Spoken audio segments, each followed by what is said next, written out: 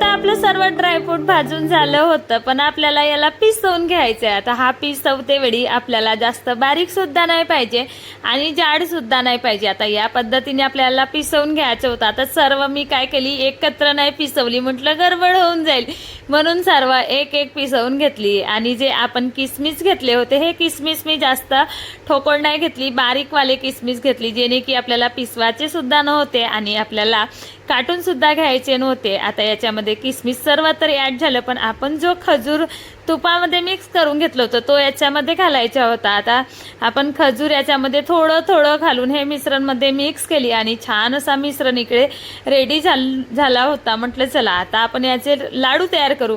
आणि छोटे छोटे लाडू मी याचे परिपूर्ण बांधून घेतले आणि बघू शकता किती छान असा लाडू तयार झालेला आहे. आणि असे आपले मुलांसाठी आज पौष्टिक आणि हेल्दी घरी ड्रायफ्रूट रेडी झाले होते आणि छान मस्त याच्यामध्ये तूपसुद्धा घातली होती. तर आवडलं का तुम्हाला सुद्धा माझा ब्लॉग? चला, माझा ब्लॉग आवडला असेल तर माझ्या यूट्यूब चॅनलला सबस्क्राईब करा आणि एक लाईक तर नक्की करा. बाय सर्वांना, भेटू नेक्स्ट ब्लॉगमध्ये.